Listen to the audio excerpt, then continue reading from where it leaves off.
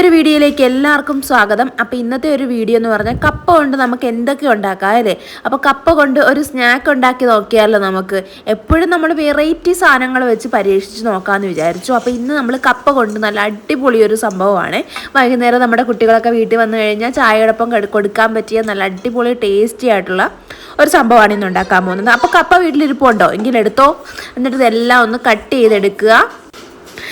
ഒന്ന് കട്ട് ചെയ്തെടുത്ത് കഴിയുമ്പോഴത്തേക്കും നമുക്ക് ഇതിൻ്റെ തോലെല്ലാം ഒന്ന് മാറ്റി നമുക്ക് ഇതൊന്ന് വേവിച്ചെടുക്കണം. അപ്പം ഞാൻ കുക്കർ വെച്ചാണ് വേവിച്ചെടുക്കുന്നത്. കാരണം നമുക്ക് പെട്ടെന്ന് വെന്ത് വരണമെങ്കിൽ കുക്കർ തന്നെ ശരണം. അപ്പോൾ പിന്നെ നമുക്ക് കുക്കർ വെച്ച് വേവിച്ചെടുക്കാം. അപ്പോൾ കുക്കർ വെച്ച് വേവിച്ചെടുക്കുമ്പോൾ ലേശം ഉപ്പും പിന്നെ കുറച്ച് വെളിച്ചെണ്ണയും കൂടി ഇട്ട് വേണം നമ്മൾ വേവിച്ചെടുക്കാൻ വേണ്ടിയിട്ട്. അപ്പോൾ ഞാൻ ഈ കപ്പയുടെ തോലൊക്കെ ഒന്ന് പൊളിച്ചെടുക്കട്ടെ.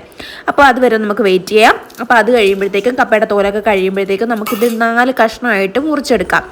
അപ്പം മുറിച്ചൊക്കെ എടുത്തിട്ടുണ്ട്. ഇനി നമുക്കിത് നമ്മുടെ കുക്കറിലേക്ക് ഇട്ട് കൊടുക്കാം. ലേശം വെളിച്ചെണ്ണയും ഒരു നുള്ള ഉപ്പും കൂടെ ഉപ്പ് ഈ സമയത്താണ് കേട്ടോ ചേർക്കുന്നത്. നമ്മളിത് പിന്നീട് ഉപ്പ് ചേർക്കുന്നില്ല.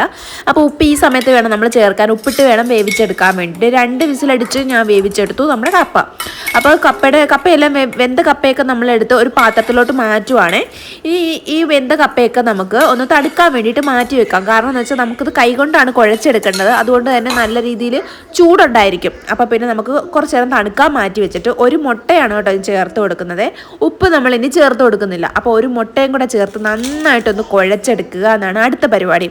കുഴച്ചെടുത്തതിന് ശേഷം ചെറിയ ചെറിയ ഉണ്ടയാക്കി ഇങ്ങോട്ട് മാറ്റി വെക്കുക.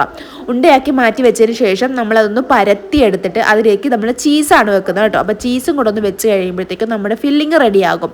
അപ്പം നടുക്ക് നമ്മൾ ചീസ് വെക്കുമ്പോഴത്തേക്കും വെച്ചിട്ടാണ് നമ്മൾ ഫ്രൈ ചെയ്തെടുക്കുന്നത്.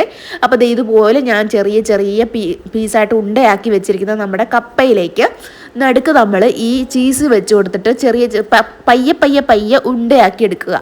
അതാണ് അടുത്ത പരിപാടി. അപ്പോൾ നമുക്ക് ചെറിയ ചെറിയ ഉണ്ടയൊക്കെ ആക്കിയെടുത്ത് ചീസ് അകത്താകുന്ന വിധത്തിൽ പുറത്തോട്ടൊന്നും വരാത്ത രീതിയിൽ നമുക്ക് ഉണ്ടയാക്കി എടുത്തതിന് ശേഷം നമുക്കിതൊന്ന് ഫ്രൈ ചെയ്തെടുക്കണം.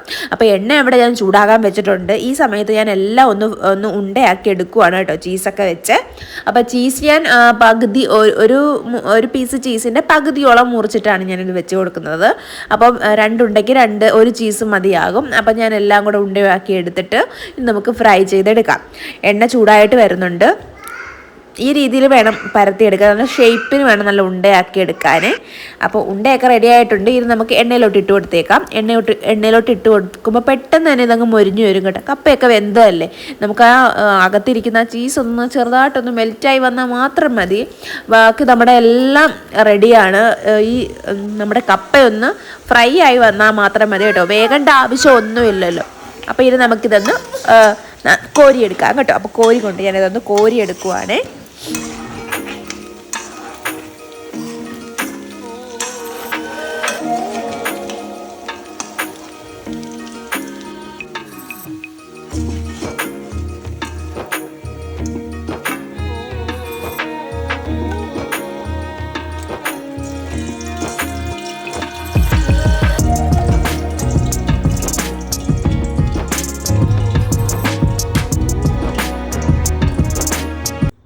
ഇനി നമുക്കിതൊന്ന് പൊട്ടിച്ച് കഴിച്ച് നോക്കാം കേട്ടോ. സൂപ്പർ ടേസ്റ്റാണ്. നല്ല അകത്തുനിന്ന് നല്ല ചീസൊക്കെ ഇങ്ങനെ പുറത്തോട്ട് വരുമ്പോൾ തന്നെ ഇത് കഴിക്കാൻ ഭയങ്കരമായിട്ട് ഇഷ്ടം തോന്നും കേട്ടോ. അപ്പോൾ ഇതെല്ലാവരും ഒന്ന് ട്രൈ ചെയ്ത് നോക്കാൻ മറക്കരുത് കേട്ടോ. വീട്ടിൽ നമ്മുടെ കപ്പയൊക്കെ വെറുതെ ഇരിക്കുവാണെങ്കിൽ ഒന്ന് ട്രൈ ചെയ്ത് നോക്കൂ. നല്ല അടിപൊളി സ്നാക്കാണ്. നമ്മുടെ കുട്ടികൾക്കൊക്കെ ഇഷ്ടപ്പെടും.